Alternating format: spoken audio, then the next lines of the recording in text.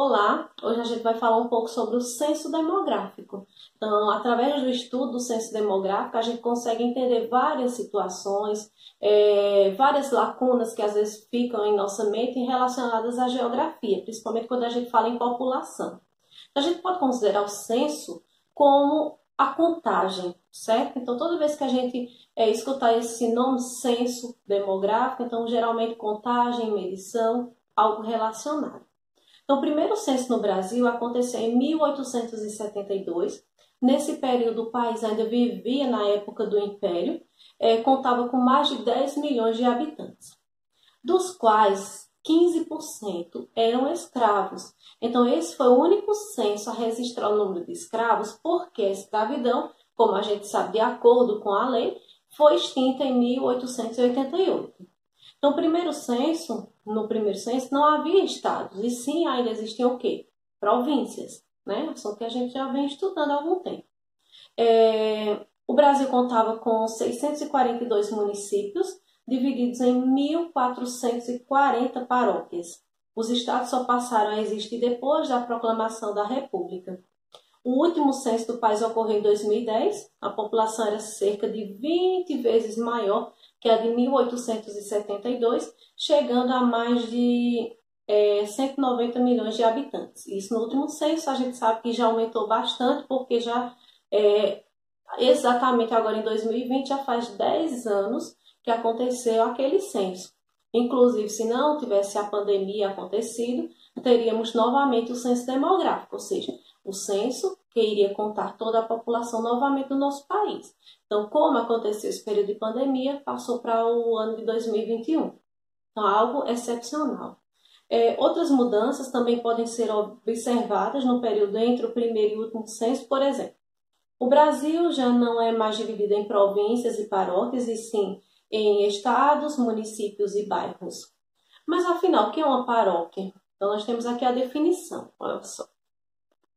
Divisão territorial de uma igreja da religião católica, certo?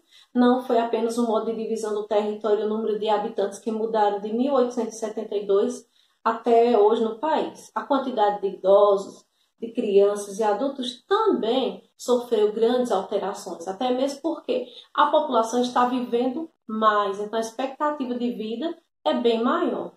Então a média de filhos também diminuiu, porque antigamente as pessoas tinham mais filhos, agora diminuiu também a quantidade de filhos. Da idade que as pessoas falecem e de pessoas vivendo em cada região é objeto de uma área de estudo chamada demografia, ou seja, a demografia estuda tudo isso. Então, geralmente, o cotidiano, digamos assim, porque a demografia consiste em estudar a questão de vivência, né? Quantidade de filhos, pessoas que falecem, pessoas que vivem em cada região do país. Então, a demografia estuda as mais variadas características da população, fornecendo informações que nos ajudam a compreender como uma população se desenvolve e como estará no futuro, porque através desse estudo a gente consegue identificar algumas coisas no futuro. Com essas informações, o governo pode desenvolver medidas para lidar com possíveis mudanças, como um grande aumento populacional. Por exemplo, já se cada família tiver um número X de filhos e no outro censo tiver o dobro ou triplo, então isso para o governo já é um alerta, certo? Nós temos aqui o mapa de 1960. Eu gostaria que vocês prestassem bem atenção, observem a legenda e observem a diferença populacional principalmente. De 1960 para de 2010.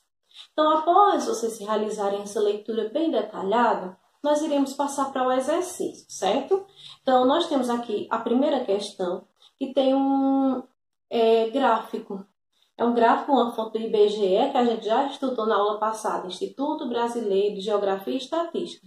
Então, qual a expectativa de vida ao nascer, ou seja, quantos anos geralmente a população vive? Então, nós temos aqui os anos, então prestem atenção, e a idade, certo? Até quantos anos viviam, ou vivem até 2016. Então, de acordo com o gráfico, vocês acham que a população aumentou ou diminuiu? Olha só, o gráfico ele está diminuindo, está estável ou está crescente? Se ele está crescente, isso quer dizer que a população está vivendo mais e a expectativa de vida está aumentando, certo? E vocês chegam a essa conclusão como? Como vocês chegam a essa conclusão? Através da leitura do gráfico, vocês perceberam que está crescente, está estável ou está em ordem decrescente, ou seja, caindo, certo? E nós iremos também fazer a parte do pesquisando. Então, você vai conversar com seus avós, pais, outros familiares de gerações diferentes e completar a tabela, seguir com o número de filhos que cada um tem. Nome do avô ou da avó, vocês colocam o número de filhos. Nome do pai ou da mãe, vocês escolhem um deles para fazer a pergunta e o número de filhos. E o nome de outro familiar e também a quantidade de filhos que essa pessoa teve. Compare os dados de sua família com os coletados por um colega preenchendo esta outra tabela. Em seguida, responda as perguntas, ou seja, os dados da família do colega. Então, nesta parte, vocês irão entrar em contato com algum outro colega da nossa turma. Tá? Todo mundo tem acesso ao celular e pode entrar em contato com o outro colega através de mensagem, certo? Então, manda uma mensagem se o colega não tiver celular, pode mandar para a mãe, para o pai que está no grupo, que eles irão contribuir com vocês nessa questão, certo? Se por acaso vocês não entenderem, vocês podem me perguntar que eu explico novamente. Há diferenças entre os dados coletados por você e pelo colega? Quais? Então, vocês só irão saber quando vocês fizerem esta comparação. Com base nos dados das pesquisas de vocês, houve mudança na quantidade de filhos das pessoas mais velhas em relação às mais novas? Se houve mudança, por quê? Em sua opinião, isso aconteceu. Então, vocês irão pensar, a vida está mais fácil ou mais difícil? As pessoas estão pensando mais em natalidade, em ter mais ou menos filhos? Por quê? Certo? E finalizando, o censo é feito por meio de um formulário com diversas perguntas que servem para verificar as características da população brasileira. Que tal você fazer o censo com sua turma? Com a ajuda do professor, preencha o formulário a seguir com perguntas que você considera relevantes para conhecer as características gerais das pessoas com quem estuda. Então, a gente vai formular algumas perguntas, o que a gente acha que deveria ser. Então, eu vou dar algumas sugestões e vocês podem utilizá-las ou não. Vocês podem criar outras perguntas também, certo? Então, Tia colocou aqui algumas questões que vocês podem escrever e vocês mesmos podem resolvê-las, tá certo? Respondê-las. Então, após a resolução, respondendo essas questões, quando a gente tiver a próxima videoconferência, a gente pode fazer a comparação com os nossos outros colegas, certo? Vocês podem escrever. Então, apenas sugestões. Podem utilizar as minhas ou vocês também podem criar algumas perguntas. Até que série você estudou? Então, você vai perguntar a um morador da casa. Quantas pessoas residem em sua casa? Certo? Quantos anos tem o habitante mais velho de sua residência? Certo? Então, eu dei 3 exemplos. Vocês podem colocar também a primeira questão perguntando o nome daquele habitante, certo? E na próxima aula a gente vai compartilhar o que a gente pesquisou. Então, relembrando, a primeira questão, esta parte aqui, ó, de atividade, a gente vai responder de acordo com o gráfico. Lembrando que a expectativa de vida é o nome dado à média de anos de vida que se espera da população, ou seja, até quantos anos essa pessoa vai viver. Então, com esses dados do gráfico, vocês irão responder as letras A e B. A parte pesquisando, a primeira parte, vocês irão escrever, né, algumas respostas referentes à pesquisa que vocês fizeram na residência.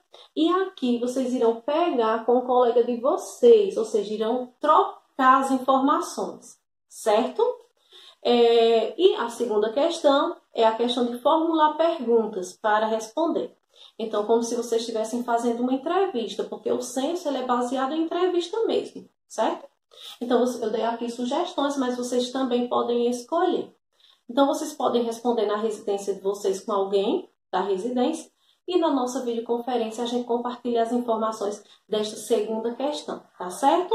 Então, um grande abraço, deem uma lida, uma relida para que vocês possam compreender ainda melhor o conteúdo de hoje. Abraço.